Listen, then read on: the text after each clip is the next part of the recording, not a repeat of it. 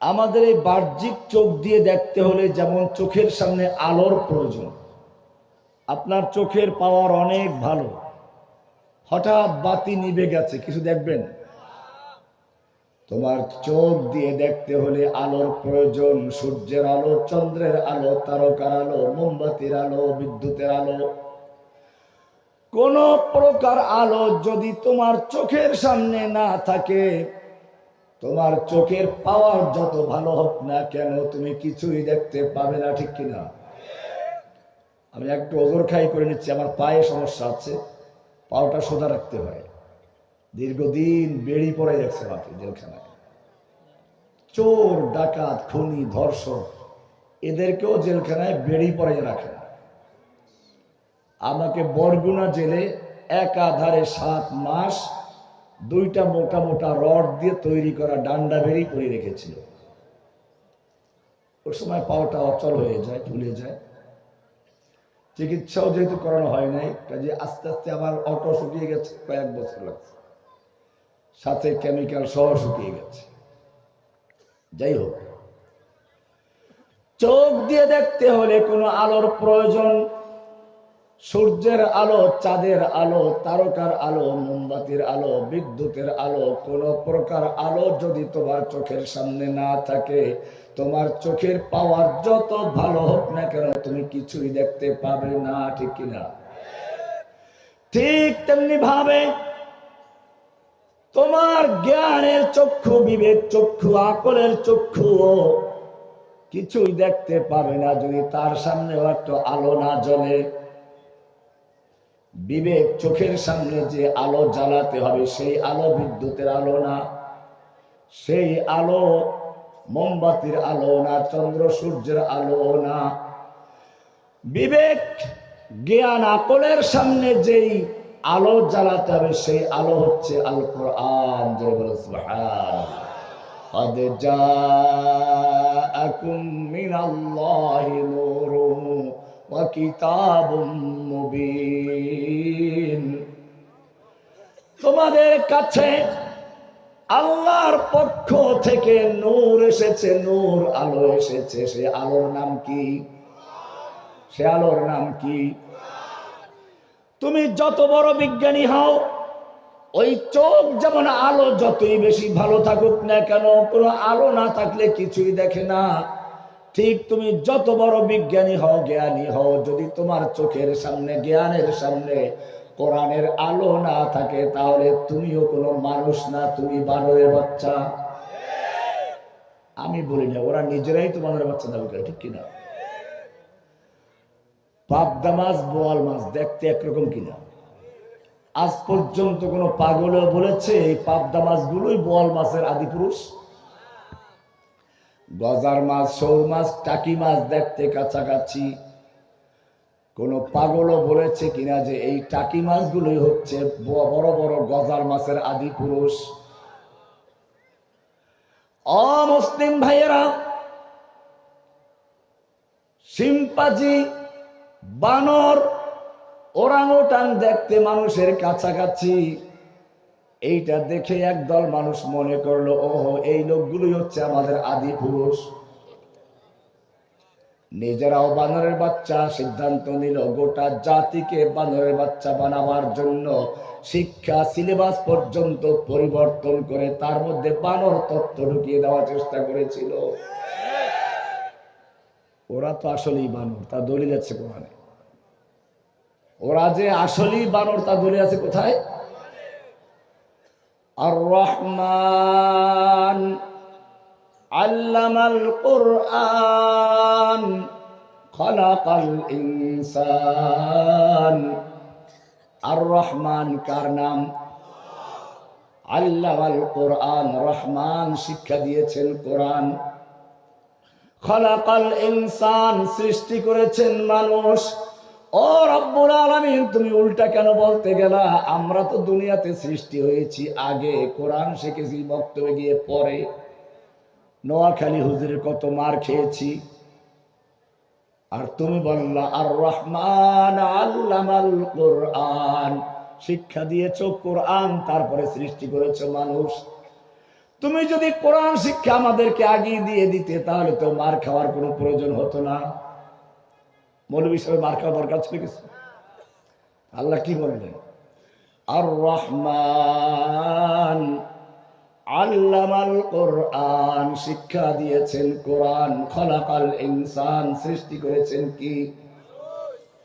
আল্লাহ রাব্বুল আলামিন জানাচ্ছেন, না না আমি ভুল বলি নাই, তুই বুঝতে ভুল করেছিস। তুই যদিও দুনিয়াতে জন্মগ্রহণ করেছিস আগে, কিন্তু যতক্ষণ পর্যন্ত কোরআনের জ্ঞান অর্জন করিস নাই অতক্ষণ পর্যন্ত তুই মানুষ হতে পারো নাই।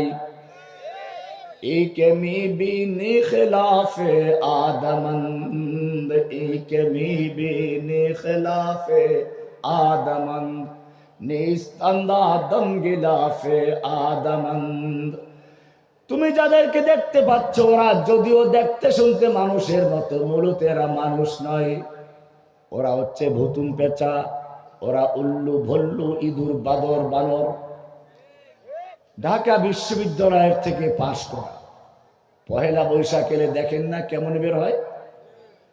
ইঁদুরের মুখোশ, বাদরের মুখোশ, বাঘ ভল্লুকের মুখোশ, ভুতুম পেঁচার মুখোশ পরে আসে। গোটা জাতিকে জানিয়ে দিচ্ছে তোমরা ভুল করো না। আমরা যত বড় বিশ্ববিদ্যালয় থেকে পাশ করে থাকি না কেন, আমরা কিন্তু মানুষ নই, আমরা কিন্তু ভুতুম পেঁচা, আমরা কিন্তু বাঘ ভল্লুক, আমরা কিন্তু হিংস্র প্রাণী। গোটা জাতির জন্য ধর্ষক হয়ে, কুকুর হয়ে, ইঁদুর বাদর হয়ে, ভুতুম পেঁচা হয়ে তোমাদের সমাজে আবির্ভূত হচ্ছি আমরা।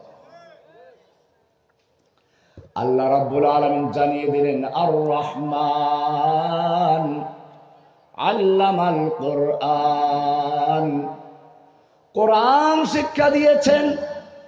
কোরআন যখন শিক্ষা লাভ করে তারপরে সে আর বানরের বাচ্চা থাকে না, কি হয়ে যায়? খলাকাল ইনসান। যার জ্বলন্ত প্রমাণ হচ্ছে বর্তমান সময়ে বিভিন্ন বিশ্ববিদ্যালয়ের ছাত্রদের মধ্যেও কোরআনের আলো ঢুকে গেছে। কোরআনের শিক্ষা তারাও লাভ করছে, আলেমদের মাধ্যমে হোক, ওয়াজ মাহফিলের মাধ্যমে হোক, ইন্টারনেটের মাধ্যমে হোক, যে কোনো ভাবেই হোক না কেন।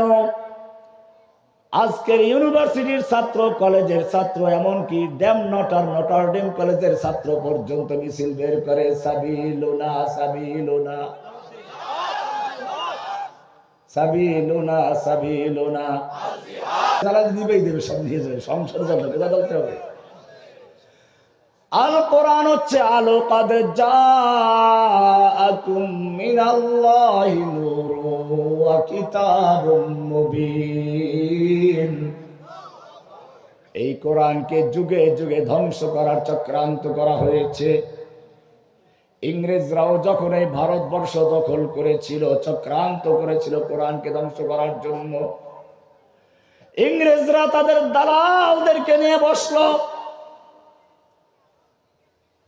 আমরা ভারতবর্ষ দখল করেছি, ইন্ডিয়া দখল করেছি, বলো আমাদের ক্ষমতা স্থায়ী হতে পারে কি করে? ভারতবর্ষের ইংরেজ দালালেরা তাদেরকে পরামর্শ দিল, ভারতবর্ষে তোমাদের শত্রু, একমাত্র শত্রু হচ্ছে মুসলিম জাতি। যতক্ষণ পর্যন্ত এই মুসলিমরা অস্তিত্ব নিয়ে থাকবে ততক্ষণ পর্যন্ত তোমাদের কদম স্থায়ী হতে পারে না। এবারে শুরু হলো মুসলিমদের ধ্বংস করার চক্রান্ত।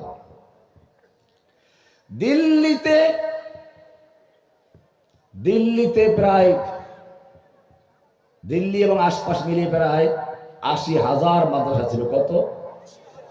ঢাকাতেও কয়েক হাজার মাদ্রাসা ছিল। ইংরেজরা সমস্ত মাদ্রাসাগুলোকে আগুন দিয়ে পুড়িয়ে দিল, ঘোড়ার আস্তাবল বানালো। মসজিদ গুলোকে ওদের ঘোড়ার আস্তাবল বানালো। মসজিদ মাদ্রাসা যাতে চলতে না পারে সেজন্য আয়ের উৎস বন্ধ করলো। হাজার হাজার একর জমি ছিল অক্ফ করা। কি করা? অক্ফ সম্পত্তি বাতিল করে সব দাদাদের মালিকানায় দিয়ে দিল। বুঝেন নাই? দাদাদেরকে দিয়ে দিল। এবারে দাদারা সেই টাকা পয়সা অর্থ সম্পদ নিয়ে কিছু স্কুল কলেজ করে দিয়েছে, নাম দিয়েছে তাদের। আজকে বাংলাদেশে যতগুলো হিন্দুদের নামে বড় বড় প্রতিষ্ঠান রয়েছে, তালাশ করে দেখুন, এগুলো হিন্দুদের জমি ছিল না, এগুলো ছিল মসজিদ মাদ্রাসার অক্ষ সম্পত্তি। ইংরেজরা সে অক্ষ সম্পত্তি বাতিল করে ওদের মালিকানা দিয়েছিল, ওরা তারপরে তাদের নামে প্রতিষ্ঠান করেছিল। আলেমদেরকে হত্যা করা হলো। গ্র্যান্ড ট্রাঙ্ক রোড নামে যে রাস্তা আছে, ওখানে রাস্তার দুপাশে এমন কোনো গাছ ছিল না যে গাছের প্রত্যেকটা ডালে ডালে এক একজন আলেমকে ফাঁসিতে ঝুলানো না হয়েছিল।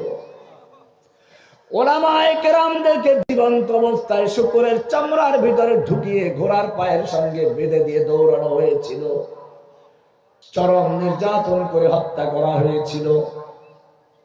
কোরআনে কারিমকে একাত্র করে ৩ লক্ষ কোরআনে কারিমকে দিল্লি শাহী মসজিদ চত্বরে পুড়িয়ে দেওয়া হয়েছিল। এত কিছু করার পরেও কি ইসলাম শেষ হয়ে গেছে? ইসলামের আগুন দাবানলের মতো জ্বলে উঠলো, কারণ যুগে যুগে ইসলামের উপরে যতবার হামলা হয়েছে মুসলিমরা তত শক্তিশালী হয়েছে, ঠিক কিনা? কতলে হুসাইন দর হাকিকত মুর্গে यजीद है, इस्लाम जिंदा होता है हर करबला के बाद। যুগে যুগে যতবার কারবালা তৈরি হয়েছে ইসলাম ততবার শক্তিশালী হয়েছে। এদেশেও সেরকম 90 ইংরেজরা ইসলামকে ধ্বংস করার চক্রান্ত করেছিল, আলেমদেরকে হত্যা করলো, জেলে ঢুকিয়ে দিল। ইংরেজদের চেয়ে এক ধাপ এগিয়ে গেল, কারণ ইংরেজরা কোন আলেমকে অপবাদ দিয়ে জেলে ঢুকায় নাই। আমাদের মুসলিম নামধারী 90 ইংরেজরা আলেমদের কাউকে ধর্ষণের মামলা দিয়ে জেলে ঢুকিয়ে দিয়েছে। ওরা প্ল্যান করেছিল যে আলেমদের সঙ্গে জনগণের সম্পর্ক থাকে, এমন কাজ করতে হবে যেন জনগণ ওদের সমর্থন তো দূরের কথা ওদের থুতু মারতে যায় যেন। সেই চক্রান্ত করে শুধু মামুনুল হক সাহেব নয়, আরো অনেকের তালিকা তৈরি করা হয়েছে। দুদকের মাধ্যমে অনেকের সম্পদের তালিকা তৈরি করা হয়েছিল। যে একটু ঘাড় বাঁকা করবে দুদক দিয়ে তার ঘাড় সোজা করে দেওয়া হবে। জসিমউদ্দিন রহমানীকে জঙ্গি তকমা দিয়ে আটকানো হলো। মুসলিম উম্মাহকে ভালো করে শুনে রাখো, প্রথম যখন আল্লামা সাঈদী সাহেবের সাথে আমাদের দ্বিমত থাকতে পারে, কোনো ভিন্নতা থাকতে পারে, জেনে রাখো তিনি রাজাকার ছিলেন না। তিনি কি ছিলেন না? তাকে রাজাকার তকমা দিয়ে কেন গ্রেফতার করা হলো? কারণ জানে রাজাকার তকমা দিয়ে গ্রেফতার করলে কওমিওয়ালারা তার পাশে থাকবে না, অন্য দলগুলো তার পাশে থাকবে না। ওই সময় যদি গোটা আলেম সমাজ তার পক্ষে দাঁড়াতো, তাহলে জেনে রাখবেন তারপরে একটা আলেমকে গ্রেফতার করার সাহস করতো না। কিন্তু ওরা দেখলো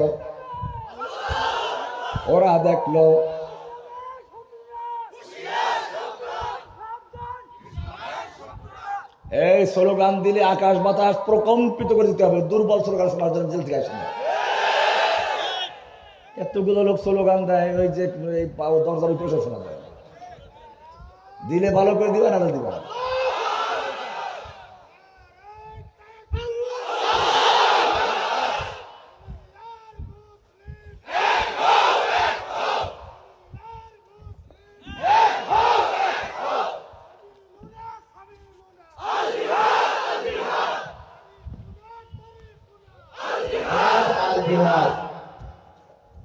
ভাইরা আমার, আমির মুআবিয়া রাদিয়াল্লাহু তাআলা আনহুর সঙ্গে আলী রাদিয়াল্লাহু তাআলা আনহুর যুদ্ধ চলছে। জঙ্গে সিফফিন, জঙ্গে জামালের মতো বড় বড় যুদ্ধ হচ্ছে। রোম সম্রাট চিন্তা করলো এই তো সুযোগ, আলীর কাছে পত্র লিখলো, আমির মুআবিয়ার কাছে পত্র লিখলো, আমরা জানতে পেরেছি তোমার আমির তোমার বিরুদ্ধে যুদ্ধে লিপ্ত আছে, তুমি যদি অনুমতি দাও রোম সম্রাট তার পূর্ণ শক্তি নিয়ে তোমার পাশে দাঁড়াবার জন্য প্রস্তুত। কাকে বলল? আমির মুআবিয়া রাদিয়াল্লাহু তাআলা আনহুর কাছে পত্র লিখলো। কে লিখলো? তৎকালীন সময়ের সুপার পাওয়ার আমির মুআবিয়া রাদিয়াল্লাহু তাআলা আনহুর জায়গায় আমরা হলে কি করতাম? ঠিকই আছে, ওরা শেষ করে দাও। কিন্তু আল্লাহর নবীর বিশ্ববিদ্যালয়ের ছাত্র আমির মুআবিয়া রাদিয়াল্লাহু তাআলা বুঝতে পারলেন এটা আলীর বিরুদ্ধে আমাকে সাহায্য করা না, বরং এই যুদ্ধের সুযোগ নিয়ে মুসলিম ভূখণ্ডকে ধ্বংস করার এক চক্রান্ত করা হচ্ছে।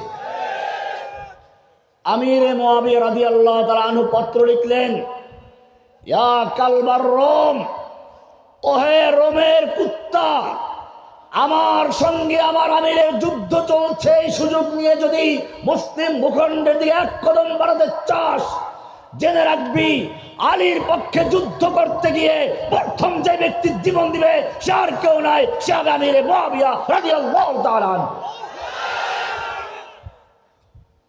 এই ছিল মুসলিমদের ঐক্যের প্রতীক, আদর্শের ক্ষেত্রে ঐক্য, হোক নিজেদের মধ্যে যুদ্ধ। কিন্তু দুর্ভাগ্য জাতির, এক একজনকে গ্রেফতার করে আর বাকিরা মিষ্টি খায়, বরং তাকে যাতে আর বের হতে না পারে সেজন্য যত তার বিরুদ্ধে তথ্যপত্র সব গিয়ে হাজির করে দেয়। আনসারুল্লাহ বাংলা টিনো দল একটা তৈরি করে দিল আমাদের কিছু মৌলবীরাই, এবং সেজন্য যা যা করা দরকার, আমার কোন কোন বক্তব্য কাট করে দিলে পরে ওদের খেপানো যাবে সে ব্যবস্থা পুরোটাই করে দিয়েছিল। কিন্তু জেনে রাখবেন হায়াত মৌতের মালিক কে? ইংরেজরা যখন চক্রান্ত করতে লাগলো, দেখলো মুসলিমদেরকে মারলাম, আলেমদেরকে জেলে দিলাম, তাতে কাজ হচ্ছে না, ইংরেজদের বিরুদ্ধে আরো দাবানলের মতো আন্দোলন ফুসে উঠতে লাগলো। আবার দালালদেরকে নিয়ে বসলো, তোমাদের পরামর্শ অনুযায়ী আলেমদের হত্যা করেছি, তোমাদের পরামর্শ অনুযায়ী মাদ্রাসা মসজিদ বন্ধ করেছি, অর্থ সম্পত্তি বাতিল করেছি, চামড়ার দাম কমিয়ে দিয়েছি। দেখেন নাই চেহারা একই। কওমি মাদ্রাসাগুলো চলতো, টাকা পাইতো কোথায়? যাকাত ফিতরার টাকা আর কোরবানির চাউলের টাকা, তাই না? কোরবানির দিন আপনারা যখন বাড়িতে গিয়ে একেবারে নতুন জামা কাপড় পরে আদরের মতো দুলদার মতো বেড়াতে থাকেন, মাদ্রাসার ছাত্রগুলো সেদিন রক্তে জর্জরিত কোরবানির পশুর চামড়া নিয়ে ব্যস্ত। কি জন্য? নাকি সবাই ফকিরের বাচ্চা? এই তোমার মতো ধনীকে বাসবার বিক্রি করতে পারে এমন ছেলে পেলে কবে পড়ে? তারা সবগুলো বাদ দিয়ে কেন চামড়া নিয়ে দৌড়দৌড়ি করছে? শুধুমাত্র ইলমে দ্বীনকে টিকে রাখার জন্য। 90 ইংরেজরাও দেখলো এই মাদ্রাসাগুলোকে ধ্বংস করতে হলে যাকাত ফিতরা যাতে কওমি মাদ্রাসায় না পায় সেজন্য যাকাত বোর্ড গঠন করলো, আর চামড়া যাতে করে মাদ্রাসা না পায় সেজন্য চামড়ার দাম কমিয়ে দিয়ে ভারতে পাচারের ব্যবস্থা করে দিল।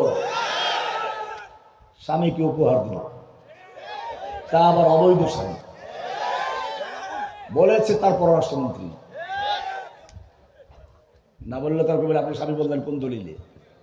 আমি তো বলি না, বলেছে তার পররাষ্ট্রমন্ত্রী। স্বামী স্ত্রী বলেছে, সমস্যা নেই। কিন্তু আমরা তো বিয়ের কোন দলিল পাই নাই। তো মামুনুল হকের যদি বিয়ের দলিল লাগে, তোমার স্বামী স্ত্রীর বিয়ের দলিল কোথায় পেশ করো?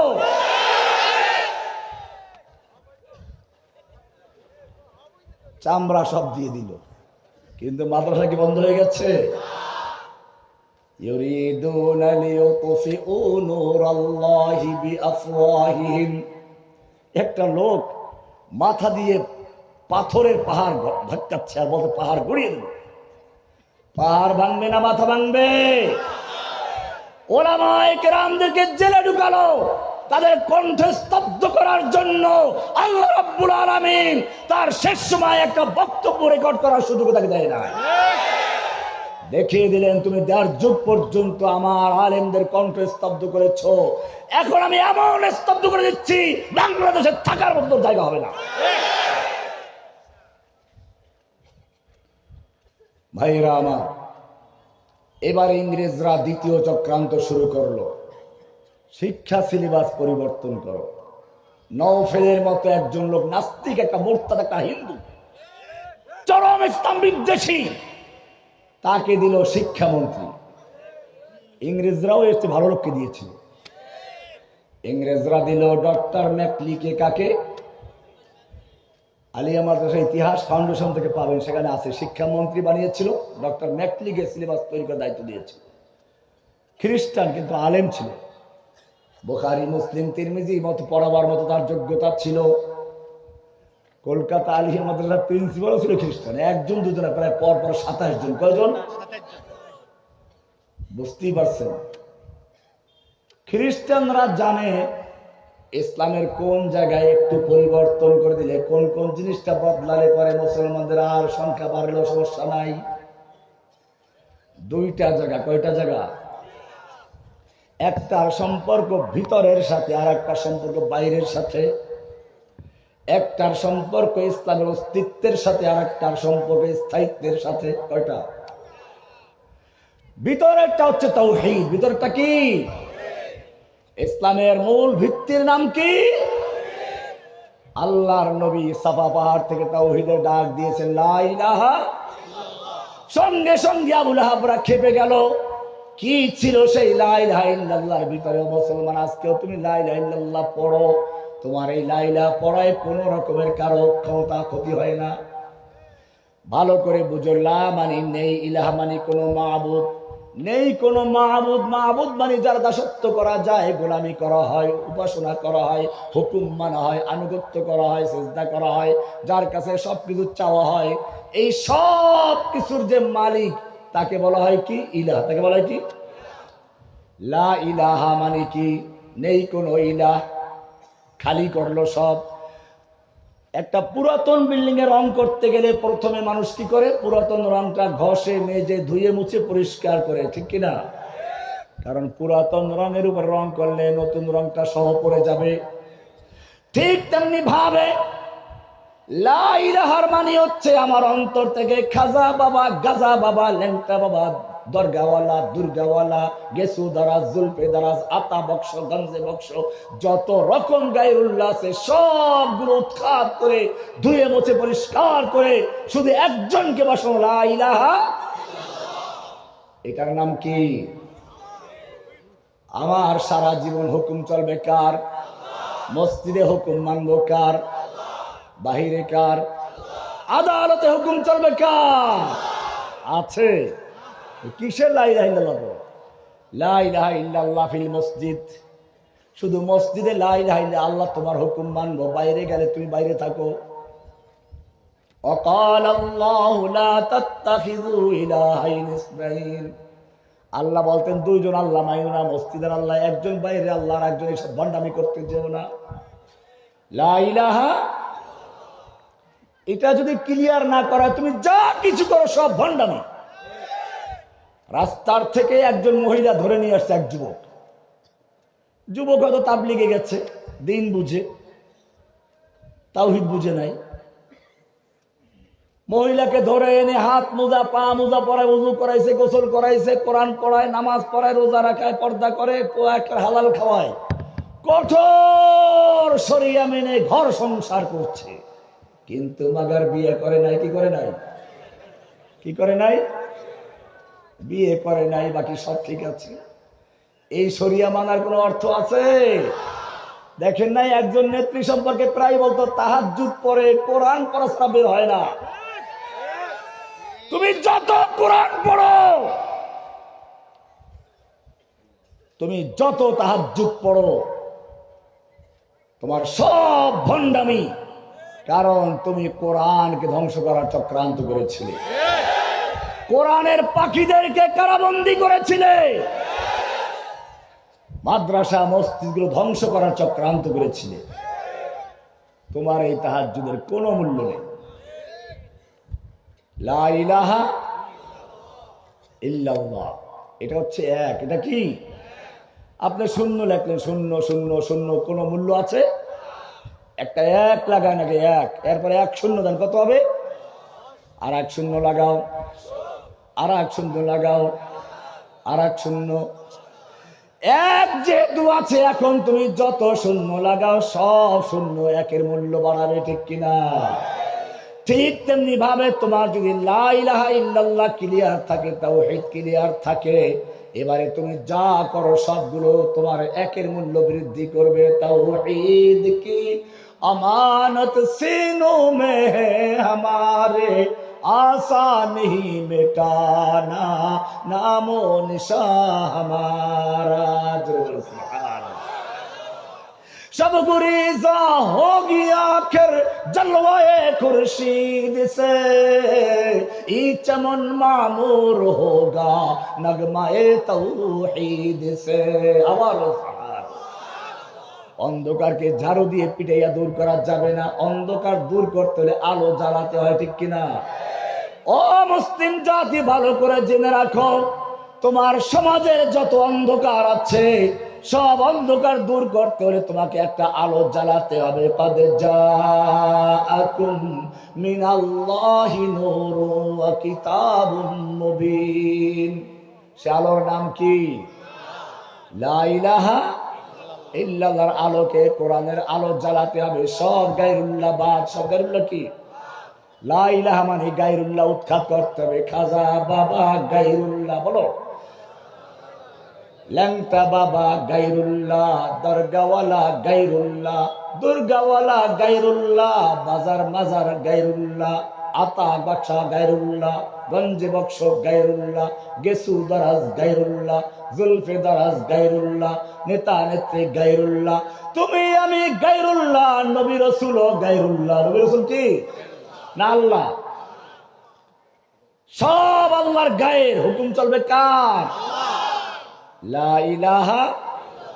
अब तो रहे बस्ता दम आखिर दर्द ज़बाए मेरे इलाह, बोलो ला इलाहा इल्लल्लाह, ला इलाहा इल्लल्लाह। तेरे सिवा माबूद हकीकी कोई नहीं है, कोई नहीं, तेरे सिवा मस्जूद हकीकी कोई नहीं है, कोई नहीं। अब तो रहे बस्ता दम आखिर दर्द ज़बाए मेरे इलाह, ला इलाहा इल्लल्लाह, बोलो ला इलाहा इल्लल्लाह। সব গায়রুল্লাহ উৎখাত করে একমাত্র কার মতো চলবে? রিজিক দেওয়ার মালিক কে? সন্তান দেওয়ার মালিক কে? হেদায়েত দেওয়ার মালিক কে? না কোনো পীর ফকির? আল্লাহর নবীর চাচা আবু তালেব সারা জীবন নবীর পক্ষে ছিলেন। চাচা আবু তালেব নিজের সন্তানের চেয়ে রাসূলকে ভালোবেসেছেন বেশি।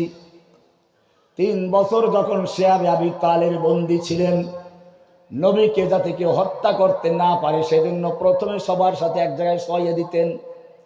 সব ঘুমিয়ে পড়লে আবু তালেব কি করতেন শোনো, নিজের সন্তান আলীকে আল্লাহর নবীর ওই জায়গায় শোয়াইয়া দিয়ে নবীকে সরাইয়া অন্য এক জায়গায় শোয়াইয়া দিতেন, যাতে করে যদি কোনো ঘাতক থাকে, গুপ্ত ঘাতক, সেজন্য আমার সন্তানকে হত্যা করে নবী মুহাম্মদকে যেন হত্যা করতে না পারে।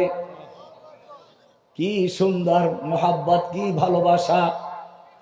গোটা আরবের নেতারা যখন এই চাচা আবু তালেবের কাছে আসলো, তোমার ভাতিজাকে আমরা 3টা প্রস্তাব আগিয়ে দিয়েছি। একটা দিয়েছিলাম যে লা ইলাহা বন্ধ করো, যদি সুন্দরী নারী চাও তোমাকে সুন্দরী নারী বিয়ে দেওয়া হবে, যদি ধনী হতে চাও তোমাকে আরবের সবচেয়ে বড় ধনী করে দেওয়া হবে, যদি শাসক হতে চাও মক্কার শাসকের মুকুট তোমার মাথায় পরিধান করে দেওয়া হবে, লা ইলাহা বন্ধ করো।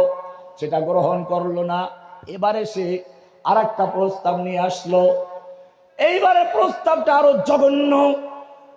ঠিক আছে, আমরা দ্বন্দ্বে যাব না, কিছুদিন পর্যন্ত সে আমাদের দেব দেবীর পূজা করবে, আবার কিছুদিন আমরা তার আল্লাহর ইবাদত করব। ধর্ম যার যার উৎসব থাকবে সবার। কি প্রস্তাব?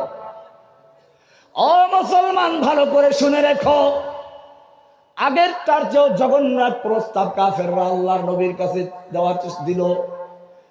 আবু তালেব আল্লাহর নবীর কাছে গিয়ে প্রস্তাব পেশ করলেন। আল্লাহর নবী উত্তর দেওয়ার আগে আল্লাহ উত্তর দিয়ে দিয়েছেন, কুল্লিয়া আইয়ুহাল কাফিরুন, ও কাফেরের গোষ্ঠী শুনে রেখো, লা আ'বুদু মা তা'বুদুন, তোমরা যার পূজা করো আমি তার পূজা করি না, তোমরা যার পূজা করো আমি তার পূজা করব না, করি না, করব না।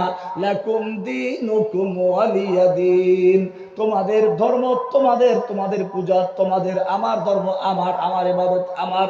তোমাদের দরকার নেই আমার ইবাদত করা, আর আমার দরকার নেই তোদের মূর্তিখানায় গিয়ে পাহারা দেওয়া করে ইবাদত করা। ও মুসলমান, কার সামনে গিয়ে দাঁড়াচ্ছ? তোমাদের কাজ ছিল তাহাজ্জুদে আল্লাহর দরবারে গিয়ে দাঁড়াবে, সেসব বাদ দিয়ে মূর্তিখানায় গিয়ে দাঁড়াচ্ছে আর পাহারাদারি করছে। उनको तहजीब ने हर बंद से आजाद किया, उनको तहजीब ने हर बंद से आजाद किया, लेके काबे से सनम खाने में आबाद किया, लेके काबे से सनम खाने में आबाद किया। তোমার পূর্বপুরুষদের ইতিহাস পড়ো। রোম সম্রাট, পারস্যের সম্রাট রুস্তমের সেফাসালার রুস্তমের যুদ্ধ হচ্ছে। খালিদ বিন ওলীদের বাহিনী তাঁবুতে আছে। গোয়েন্দারা রাতের বেলায় গেল, খালিদ বিন ওলীদের তাঁবুতে কি হচ্ছে একটু দেখে আসে। সৈন্য সংখ্যা কত, অস্ত্র কত, শক্তি কিরকম, সে অনুযায়ী প্রস্তুতি নেওয়া হবে। গোয়েন্দারা এসে বলল, রুস্তম, মুসলমানদের তাঁবুতে কান্নাকাটি চলছে, কেউ দাঁড়িয়ে, কেউ বসে, কেউ শুয়ে। ওরা আমাদের ভয়ে এত কান্নাকাটি করে কাপড় চোপড় পর্যন্ত ভিজে যাচ্ছে। রুস্তম চিন্তা করলো, আচ্ছা ঠিক আছে, তাহলে 3 লাখ সৈন্য সব নেওয়া দরকার নাই, 2 লাখ রাখো, 1 লাখ নিলাম। যেই লোকগুলো সম্পর্কে রিপোর্ট ছিল যে ওরা আমাদের ভয়তে ক্রন্দন করছে, কান্নায় ভেসে যাচ্ছে, যুদ্ধ যখন শুরু হলো, একজন মুজাহিদ, একজন মুসলিম সেনা ওদের হাজার হাজার সৈন্যকে কেটে স্তূপ করে দিচ্ছে। যেদিকে যাচ্ছে লাশের স্তূপ করে দিচ্ছে। একজন সৈন্য পূর্ণিমার চাঁদ হয়ে কালো মেঘের ভিতরে ঢুকে যাচ্ছে। রুস্তম বলল, যুদ্ধ থামাও। আবার রাতে গোয়েন্দা পাঠালো। এবারে বহুদর্শী, বহু বিচক্ষণ, বহু অভিজ্ঞতা সম্পন্ন গোয়েন্দা পাঠালো। আজকে রাত্রেও গোয়েন্দারা গিয়ে দেখে শেষ রাতে সাহাবায়ে কেরাম ইবাদতে রত আছেন, কেউ দাঁড়িয়ে, কেউ বসে, কেউ শুয়ে, সে আল্লাহর কাছে ক্রন্দন করছে। আল্লাযীনা ইয়াযকুরুনাল্লাহা কিয়ামান ওয়া কুউদান ওয়া আলা জুনুবিহিম, দাঁড়িয়ে, শুয়ে, বসে আল্লাহর ইবাদতে রত আছে, কান্নাকাটি করছে।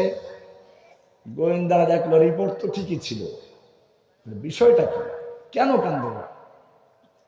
এইবারে কান্নার উদ্দেশ্য খোঁজার চেষ্টা করছে, ভাষা চেষ্টা করলো বোঝার জন্য। এবারে দেখে, হ্যাঁ, কান্নাকাটি করে ঠিকই, তবে আমাদের ভয়তে না। তাদের কান্নার ভাষা হচ্ছে, রব্বুল আলামিন, তোমার দুশমনরা ইসলামকে ধ্বংস করার জন্য কাতারবন্দী যুদ্ধে নেমেছে। ওরা আমাদের চেয়ে অনেক বেশি, আমরা সংখ্যায় কম।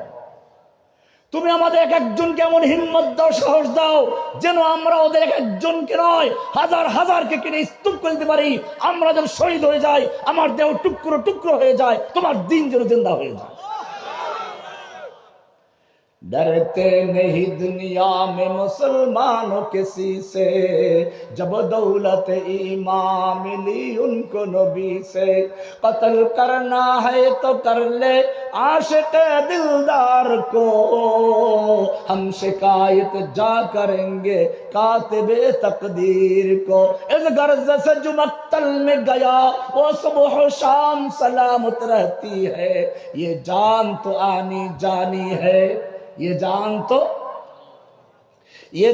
तो आनी जानी है, इस जान की कोई परवाह नहीं। মনে রাখতে হবে। গোয়েন্দারা এবারে বুঝতে পারলো কান্নাকাটি করে ঠিকই, আমাদের ভয়তে না, আমাদের মারার জন্য।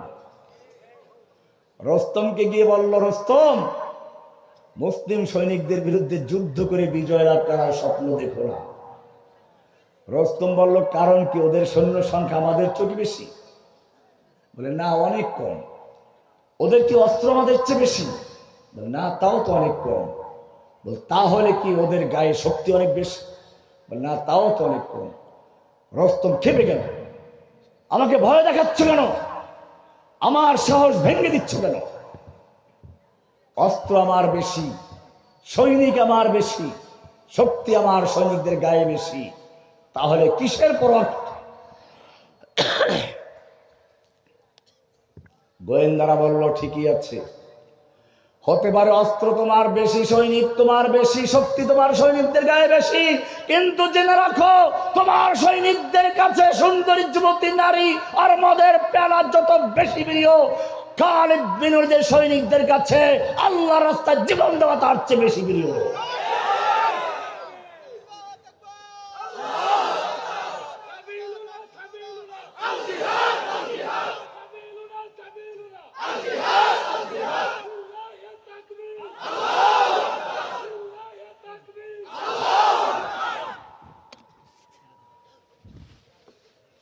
তাওহীদ, লা ইলাহা এক, এর বিপরীত হচ্ছে শিরিক। বিপরীত কি? অংশীদার। আপনার স্ত্রী আপনার ছেলেকে মারে, মেনে নিবেন। গড়ে কেবল এটা ওটা ভাঙ্গে, রাগ করে, মেনে নিবেন। কারণ আপনি জানেন যে আপনার স্ত্রী ভালোবাসার ক্ষেত্রে আপনার সাথে আর কাউকে অংশীদার করে না। কিন্তু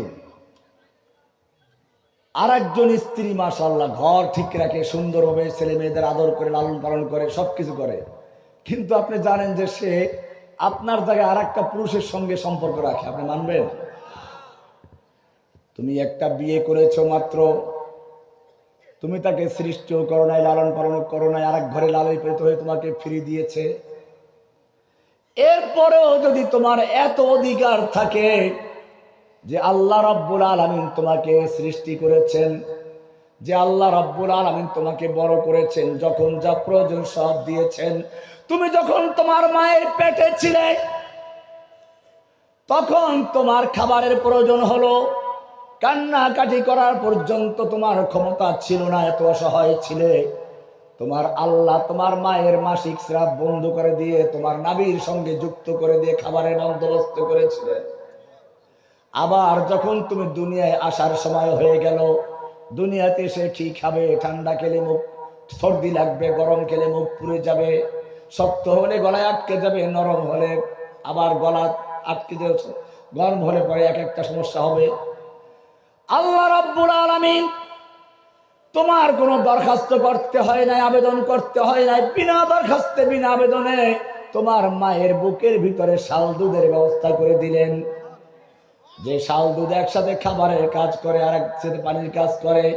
সঙ্গে সঙ্গে দুনিয়াতে আসার পরে যত রকমের রোগ জীবাণুর আক্রমণ হতে পারে সবগুলোর প্রতিষেধক হিসেবে শাল দুধ তৈরি করে দিয়েছেন। মুসা আলাইহিস সালাম দায়িত্ব প্রাপ্ত হলেন ফেরাউনকে দাওয়াত দেওয়ার জন্য, রবের কথা স্মরণ করে দেওয়ার জন্য।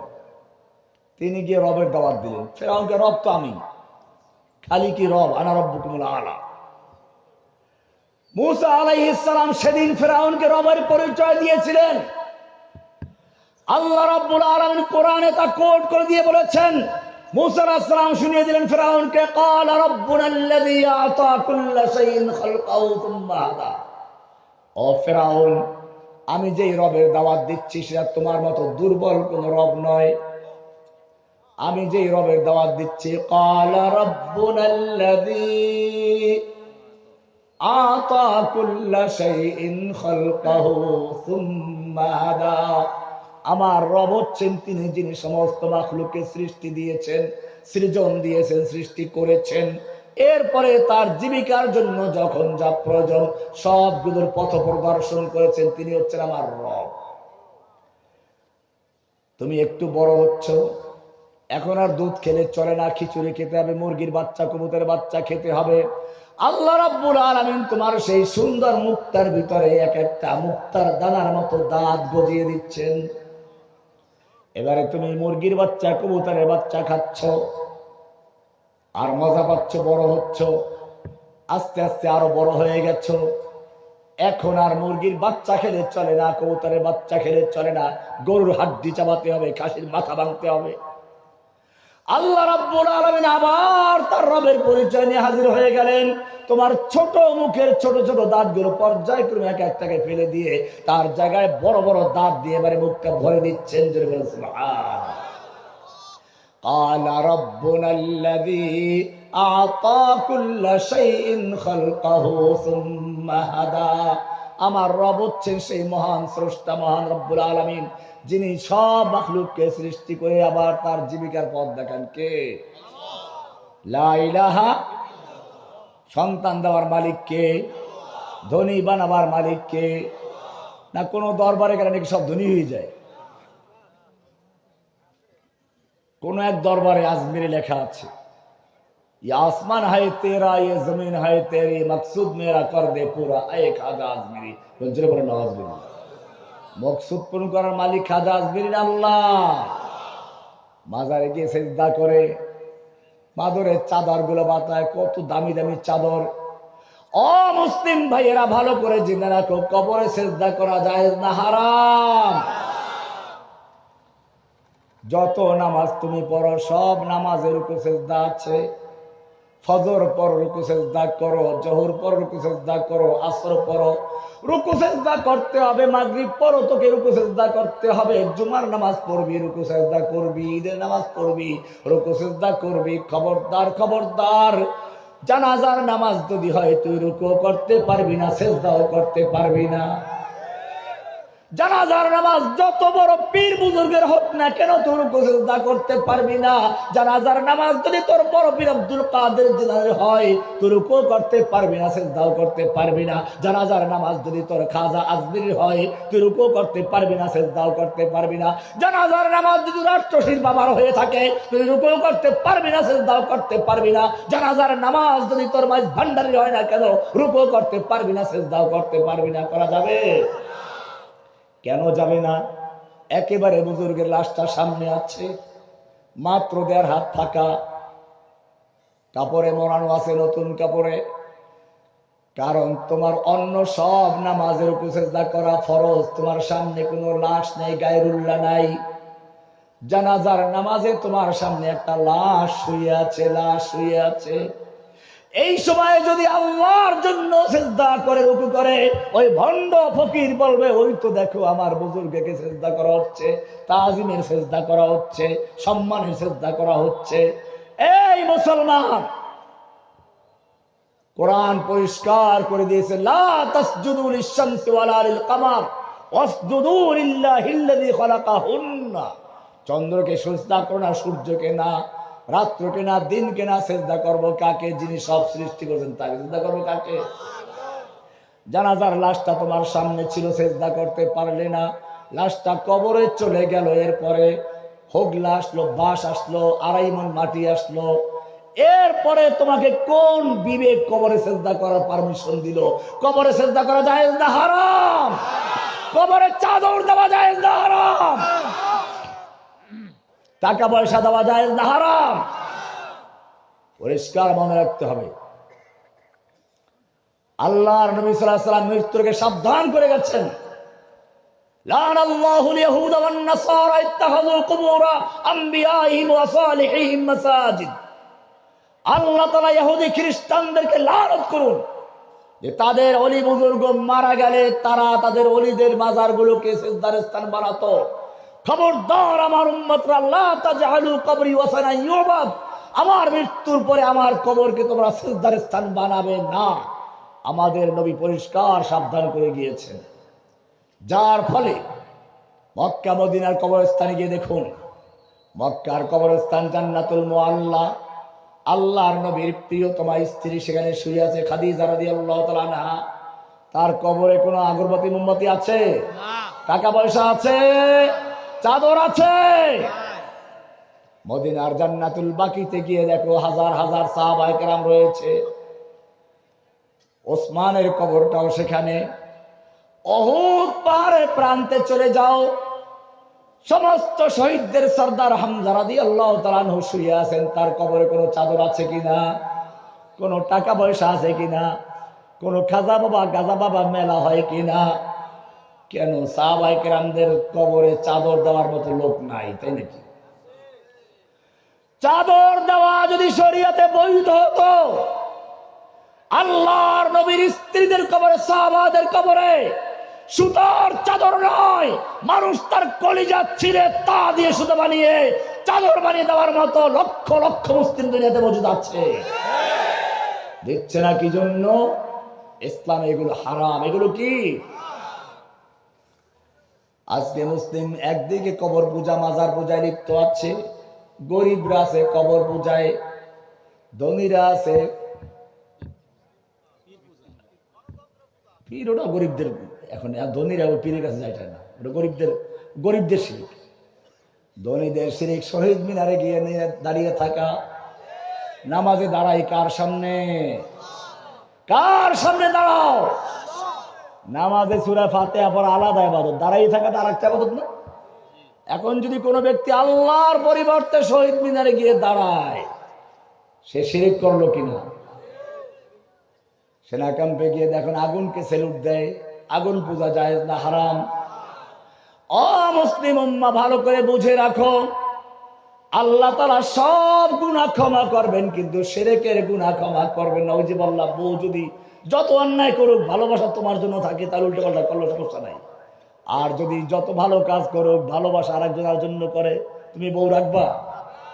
আল্লাহ বলছেন, এবারে ভালো করে শুনে রাখো, ইন্নাল্লাহা লা ইয়াগফিরু আন ইউশরাকা বিহি ওয়া ইয়াগফিরু মা দুনা যালিকা লিমান ইয়াশা। আল্লাহ তাআলা ক্ষমা করেন না যদি আল্লাহর সঙ্গে কোনো ব্যক্তি শিরিক করে, অংশীদার করে, ইবাদতের ক্ষেত্রে হোক, ক্ষমতার ক্ষেত্রে হোক, আইন বানাবার ক্ষেত্রে হোক, আল্লাহ তাআলা সে ক্ষমা করবেন না। এছাড়া যত বড় গুনাহ হোক, যদি তওবা না করেও মারা যায়, আল্লাহ চাইলে যার বেলায় চান ক্ষমা করতেও।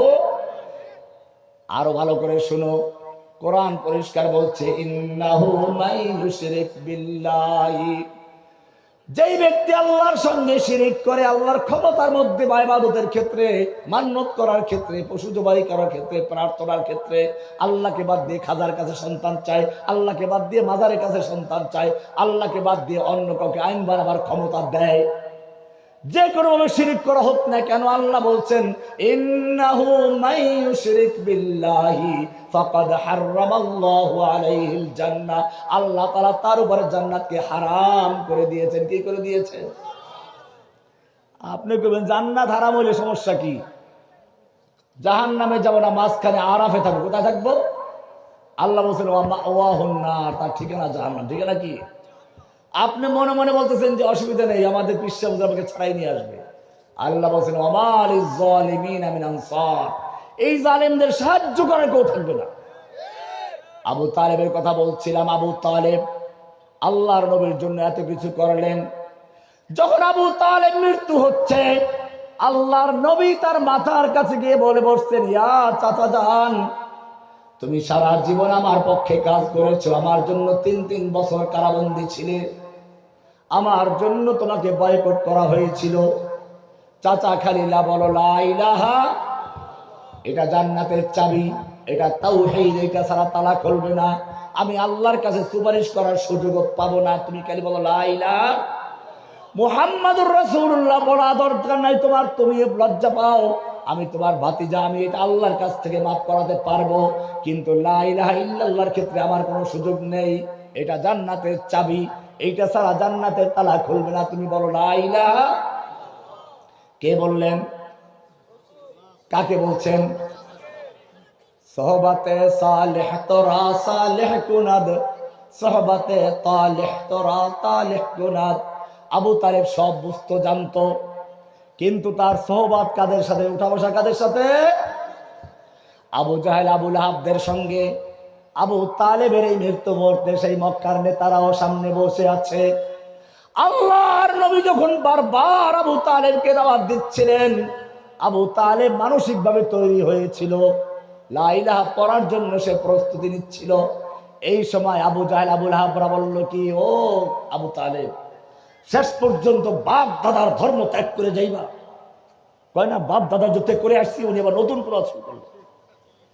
বাপ দাদার ধর্ম তুমি ত্যাগ করলে আরবের মেয়েরা তোমাকে কাপুরুষ বলবে। আবু তালেব শেষ পর্যন্ত মারা গেল আর বলল, ইন্নী আলা মাযহাবি আব্দুল মুত্তালিব, আমি আব্দুল মুত্তালিবের ধর্মের উপরে আছি, ওই অবস্থায় মারা যাচ্ছি, মরে গেল। আল্লাহর নবী মনক্ষুণ্ণ হলেন, চাচা হেদায়েত পেল না, মরে গেলেন। সঙ্গে সঙ্গে আল্লাহর নবীকে সান্ত্বনা দেওয়া হচ্ছে, ইন্নাকা লা, সূরা কাসাস 56 নম্বর সূরা, 28 নম্বর সূরা 56 নম্বর আয়াত, ইন্নাকা লা তাহদি মান আহবাবতা ওয়ালাকিন্নাল্লাহা ইয়াহদি মান ইয়াশা। এ নবী, আপনি যাকে ইচ্ছে করেন ভালোবাসেন, আপনার চাচা ভাতিজা আপনজন, ইচ্ছে করলে তাকে হেদায়েত দিতে পারবেন না। হেদায়েত দেওয়ার মালিকটা কে? ওয়ালাকিন্নাল্লাহা ইয়াহদি মান ইয়াশাউ ওয়া হুয়া আ'লামু বিল মুহতাদিন। হেদায়েত দেওয়ার মালিক কে? ও মুসলমান, ভালো করে শুনে রেখো, আল্লাহর নবী যখন তার চাচাকে হেদায়েত দেওয়ার মালিক নন, এরপরে যদি কোনো পীর বলে, খাজা বলে, গাজা বলে, লেমটাওয়ালা বলে, ওনার কাছে গেলে আল্লাহর ওলি হয়ে যায়, হেদায়েত দিয়ে দেয়, তরাইয়া নেবে, বেহেশতে নিয়ে যাবে, এগুলো পীর না শয়তান? আল্লাহর ওলি না শয়তানের ওলি? কারে শয়তান মে কুনি নামত ওলি, গর ওলি নস্তলানত বর ওলি, লা ইলাহা। আল্লাহর নবী এরপরে চিন্তা করলেন, ঠিক আছে, আবু তালেবের জন্য দোয়াও তো করতে পারি। আবার দোয়া করা শুরু করলেন। চাচা এত কষ্ট করেন, জাহান্নামে যাচ্ছে দেখতে পাচ্ছি, মনটা মানে না। নবী এবার আল্লাহর কাছে দোয়া করতে লাগলেন। আল্লাহ তাআলা আবার ওহী নাযিল করলেন, মা কানা লিন নাবিয়্যি ওয়াল্লাযীনা আমানু আইয়াস্তাগফিরু লিল মুশরিকিনা ওয়ালাউ কানু উলি কুরবা মিন বাদি মা তাবায়্যানা লাহুম আন্নাহু আসহাবুল জাহিম। জোরে বলুন সুবহানাল্লাহ। কোন নবীর জন্য এবং কোন মুমিনের জন্য উচিত নয় কোন মুশরিকের জন্য দোয়া করা হোক না সে যত আপন, যখন তার কাছে স্পষ্ট হয়ে গেছে সে জাহান্নামী, দোয়া করা পর্যন্ত বারণ হয়ে গেল।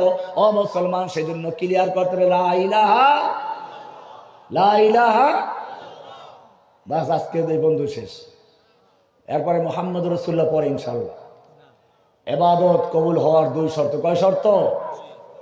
একটা হচ্ছে তাওহীদ, ইখলাসুন নিয়ত। সব ইবাদত করব কার জন্য? কুল ইন্না সালাতি ওয়া নুসুকি ওয়া মাহইয়ায়া ওয়া মামাতি লিল্লাহি রাব্বিল আলামিন। বলো, আমার সালাত, আমার কুরবানি, আমার জীবন, আমার মরণ সব কার জন্য? আমার ভালোবাসা শুধুমাত্র কার জন্য? আমি কোন মুমিনকে ভালোবাসবো কার জন্য? আমি আমার স্ত্রীকে ভালোবাসবো কার জন্য? আমি আমার মা বাপকে ভালোবাসবো কার জন্য? আমার সন্তানকে ভালোবাসবো কার জন্য? মা বাপকে ভালোবাসবো নাকি বৃদ্ধাশ্রমে পাঠাবো? ও মুসলমান, ভালো করে জেনে রাখো, আল্লাহ চূড়ান্ত হুকুম দিয়েছেন, ওয়া কাদা রাব্বুকা আল্লা তা'বুদু ইল্লা ইয়াহু ওয়া বিল ওয়ালিদাইনি ইহসানা। আল্লাহর চূড়ান্ত ঘোষণা হচ্ছে, চূড়ান্ত ফয়সালা হচ্ছে, লা তা'বুদু ইল্লা ইয়া। আল্লাহ ছাড়া কারো গোলামি চলবে না, আল্লাহ ছাড়া কোনো নেতা নেত্রীর আনুগত্য চলবে না, ইবাদত চলবে কার? এরপরে আল্লাহ তাআলা বলছেন, ওয়া বিল ওয়ালিদাইনি ইহসানা। আল্লাহর ইবাদত করার পরে সবচেয়ে বেশি যার হুকুম মানতে হবে, কথা মানতে হবে, আনুগত্য করতে হবে তোমার পিতা মাতার সাথে। ইম্মা ইয়াবলুগান্না ইনদাকাল কিবারা আহাদুহুমা আও কিলাহুমা। তোমার পিতা মাতা দুইজন অথবা কোনো একজন যদি বৃদ্ধ অবস্থায় তোমার কাছে উপনীত হয়ে যায়, তাহলে খতম পড়াও যেন তাড়াতাড়ি মারা যায়, নাকি? নাহলে বৃদ্ধাশ্রমে পাঠাও। আল্লাহ তাআলা বলছেন, ইম্মা ইয়াবলুগান্না ইনদাকাল কিবারা আহাদুহুমা আও কিলাহুমা ফালা তাকুল লাহুমা উফ। তোমার পিতা মাতা উভয়জন বা কোনো একজন যদি তোমার কাছে বৃদ্ধ অবস্থায় উপনীত হয়, খবরদার খবরদার তাদের কোনো আচরণে কষ্ট পেয়ে উফ বলো না। ওয়ালা তানহারহুমা, তাদেরকে ধমক দিয়ে কথা বলো না, এটা কেন করলা, এটা কেন করলে না, এটা তো তুমি ভুল করলা। বাবাকে এরকম, মাকে ধমক দিয়ে কথা বলো না। এখন তারা বুড়ো হয়ে গেছে, অসহায় হয়ে গেছে। আখফিদ লাহুমা জানাহাদ যুল্লি মিনার রাহমা। এখন তারা নিজেরা চলতে পারে না, কাপড় ধুইতে পারে না, পেশাব পায়খানা করে দেয়, তোমার খেদমতের বড় প্রয়োজন। তুমি তাকে বৃদ্ধাশ্রমে পাঠাইয়া দিও না, অসহায় করে ফেলে রেখো না। আখফিদ লাহুমা জানাহাদ যুল্লি মিনার রাহমা। তুমি তোমার ডানাগুলো, খেদমতের ডানা, দয়ার ডানা বিছিয়ে দাও। ওয়াকুর রাব্বিরহামহুমা কামা রাব্বায়ানি সগীরা। সুবহানাল্লাহ। মা বাপকে ভালোবাসবো কার জন্য? আমার ভালোবাসার কেন্দ্র কে? এরপরে যা কিছু করব কার তরিকায় করব? মুহাম্মাদুর রাসূলের তরিকায় করব। জোহরের ফরজ নামাজ কয় রাকাত? আসর কয় রাকাত? এশার ফরজ কয় রাকাত? মাঝখানে মাগরিব কয় রাকাত? আজকে যদি এই মঞ্চের থেকে আমরা সব হুজুররা মিলে বলি, আজকের থেকে মাগরিবের নামাজটাও 4 রাকাত পড়বে, 1 রাকাত বাড়াইয়ে পড়বেন, একটা রুকু বাড়বে, 2টা সেজদা বাড়বে, সুবহান রাব্বিল আযীম বাড়বে, সুবহান রাব্বিল আলা বাড়বে। নামাজ পড়বে কেউ? কেন পড়বেন না? কেন? আমরা এত বড় হুজুর সব, হ্যাঁ কেন পড়বেন না? আল্লাহ তো 3 রাকাত বলেন নাই, আল্লাহ বলছেন আকিমুস সালাত, সালাত কায়েম করো। 3 রাকাত না 5 রাকাত আল্লাহ বলেন নাই। 4 রাকাত পড়লে সমস্যা কি? আমি তো বাপ দাদা তসবিহ পড়বো না, পড়বো তো আল্লাহর তসবিহ। পরিষ্কার মনে রাখতে হবে, কোরআন হচ্ছে দলিল, আর দলিলের নকশা হচ্ছেন মুহাম্মাদুর সাল্লাল্লাহু আলাইহি ওয়াসাল্লাম। আল্লাহর নবীকে পাঠানো হয়েছিল আকিমুস সালাহ, হুকুমটা কার? হুকুমটা হচ্ছে আল্লাহর। সালাত কেমনে কায়েম করবো সেজন্য পাঠাইছেন রাসূলকে দেখাবার জন্য। রাসূল যে নামাজ শিক্ষা দিয়েছেন সেই নামাজের মধ্যে মাগরিবের নামাজ 3 রাকাত ফরজ, 4 রাকাত ফরজ, কিয়ামত পর্যন্ত 3 রাকাত চলবে। যদি মুহাদ্দিস ও মুফতি দুনিয়ার সব আলেম একাত্র হয়ে বলে আজকের থেকে 4 রাকাত পড়তে হবে, নামাজ পড়া যাবে? নামাজ হবে না। এটা যেমন পরিষ্কার মনে রাখবে, সব কাজের ক্ষেত্রে হুকুম মানবো কার? তরিকা মানবো কার? আল্লাহর জমিনে আল্লাহর দ্বীন কায়েম করা ফরজ। আকিমুস সালাত হুকুমটা কার? দ্বীন কায়েমের তরিকা হবে কার? আব্রাহাম লিঙ্কনের গণতন্ত্র, কার্ল মার্কসের সমাজতন্ত্র দিয়ে ইসলাম কায়েম হতে পারে না। মনে রাখতে হবে, রবিউল আউয়ালে সবাই একটা আয়াত পড়ে, লাকাদ কানা লাকুম ফি রাসূলিল্লাহি উসওয়াতুন হাসানা। রাসূলের মধ্যে রয়েছে উত্তম আদর্শ। অথচ দিন কায়েমের জন্য যখন ব্যাপারটা আসে, রাসূলের আদর্শ বাদ দিয়ে সবাই গণতন্ত্রের জন্য জোয়ার তৈরি করেছে। তাহলে এরকম আয়াত পড়া দরকার, লাকাদ কানা লাকুম ফি আব্রাহাম লিঙ্কন উসওয়াতুন হাসানা। ঘুরে দাও, গণতন্ত্র কার তরিকা? রাসূলের তরিকায় ইসলাম কায়েম করতে হলে নামাজ পড়ব কার তরিকায়? নামাজ কায়েম করা হুকুমটা কার? তরিকাটা কার? হজ করব হুকুমটা কার? তরিকাটা কার? সব কিছু হুকুম মানবো, আল্লাহর তরিকা হবে কার? বোঝা গেল, দিন কায়েমের ক্ষেত্রে হুকুম হবে কার? তরিকা হবে কার? রাসূল যেরকম ভাবে লা ইলাহা ইল্লাল্লাহর দাওয়াত দিয়ে বিপ্লব তৈরি করেছিলেন, মদিনার বিপ্লব তৈরি হয়েছিল, ঠিক তুমিও তোমার জনগণের ভিতরে লা ইলাহার তাওহীদের বিপ্লব তৈরি করো। যেই ছেলেরা তোমার এই যুগে দেখিয়ে দিল, একটা মূর্তির বিরুদ্ধে এত ঘৃণা জমলো, কোন দলের প্রয়োজন হয় নাই, সব ঘৃণা ক্ষোভ একাত্র হয়ে যখন মাঠে নেমে আসলো, ছোট ছোট বাচ্চারা পর্যন্ত জীবন দিল, তখন সেই জগদ্দল পাথর এদেশ থেকে পালালো, তার বাপের মূর্তিগুলোকে রাস্তার থেকে গলি থেকে কুড়াল দিয়ে, দাও দিয়ে, কেরেন দিয়ে ধ্বংস করে স্তূপ করে দিয়েছে। যেই জাতি জীবন দিতে শিখেছে গণতন্ত্র উদ্ধারের জন্য, সেই জাতির সামনে যদি আমরা পেশ করতে পারতাম, আল্লাহর জমিনে আল্লাহর দ্বীন বিজয়ী হওয়ার জন্য এসেছে, নবীকে পাঠানো হয়েছে লিইয়ুযহিরাহু আলাদ দ্বীনি কুল্লি, অন্য সব বাতিল মতবাদকে উৎখাত করে তার জায়গায় ইসলামকে বিজয়ী করার জন্য। তাহলে যেই জনগণ আজকে গণতন্ত্রের জন্য জীবন দিচ্ছে, সেই জনগণ ইসলামের জন্য জীবন দিবে ইনশাআল্লাহ। বাধা আসবে, বাধা মোকাবেলা করার লোক আল্লাহ তৈরি করে দিবেন। এই ছেলেদেরকে দেয় নাই, ওরা চোখে আঙ্গুল দিয়ে দেখাই দিল আন্দোলন কেমনে করতে হয়। কোনো নেতা নাই সংঘবদ্ধ, কোনো, কেবল সবাই করে ঐক্যবদ্ধ হন, সংগঠন করেন। আল্লাহ তাআলা দেখালেন কোনো সংগঠন দরকার নাই, তুমি তোমার জায়গার থেকে জাগরণ তৈরি করো, সারা বাংলাদেশে তাওহীদের আলো ছড়িয়ে দাও। জনগণের মধ্যে যখন বিপ্লব তৈরি হবে, সেই বিপ্লবের স্রোতে ধাক্কায় পুরো ঢাকা ঘেরাও করো, এরপরে জীবন দিতে শিখো, দেখবে বাংলাদেশের সমস্ত নাস্তিক মুরতাদ একভাবে দিল্লি পালিয়ে চলে যাবে। আল্লাহ সুবহানাহু ওয়া তাআলা আমাদের সকলকে বিষয়গুলোকে বুঝার এবং আমল করার তৌফিক দান করুন। আমিন। ওয়া আখিরু দাওয়ানা আলহামদুলিল্লাহি রাব্বিল আলামিন।